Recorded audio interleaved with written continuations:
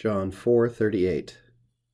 Ego misi vos mettere, quod vos non laborastis, alii laboraverunt, et vos in laborem eorum introistis.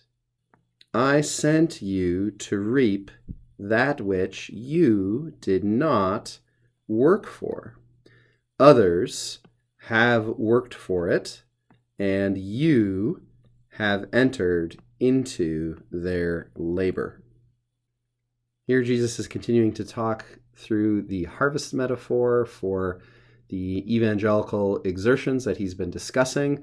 The fields are as white in the world. Men's souls are ripe to be harvested, that is brought into the kingdom of God. And there's a few interesting grammatical features here that we can cover relatively quickly. First up to notice is the use of an infinitive to signal purpose. Now, as we've mentioned many times, this was not typical in the classical period, but became more frequent in the late antique and subsequent periods.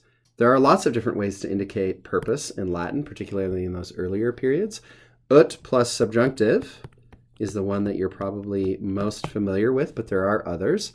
For instance, ad plus the accusative form of the gerund, and so forth, as ways to indicate why somebody does something. But it can be used this way, and often was, and we see it pretty frequently in the Vulgate, so it doesn't need to concern us. I have sent, or I sent you. This is from mitto, mittere, the third conjugation, first person singular, perfect, active, indicative. I have sent you all. This being the disciples, of course, and they're going to be repeated emphatically more than once. I have sent you all to reap, to gather in the harvest, which, quod, you did not work for. Now we need to say a word about this form here. This is actually a syncopation. That is a shortened, abbreviated form of laboravistis. You all, plural, have not worked for this harvest, and yet you are the ones gathering it in. So, second person plural, perfect active indicative here. Now we might insert some punctuation here just to help ourselves navigate this sentence. So that's one thought, new thought, but related.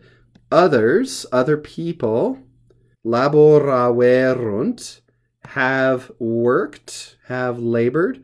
This is third person plural, perfect active indicative. This whole verse is a good workout for what the perfect active system looks like in the case of first conjugation verbs, as we know laboro, laborare is.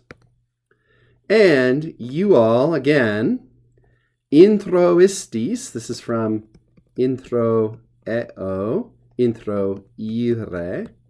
You all have entered, you've kind of taken up the labor of them, their labor. Introistis in laborem eorum strikes me as idiomatic in a way that isn't exactly native to Latin. I might be wrong about that. Sometimes it's hard to tell, and I'm not sure whether the ultimate source of this sort of idiomatic expression lies in the Greek of the original or even further behind that in Hebrew expressions which were shaped this way. I'm not learned enough to say, but it strikes me as a little bit odd in Latin. Nevertheless, as always, very faithful to the Greek text.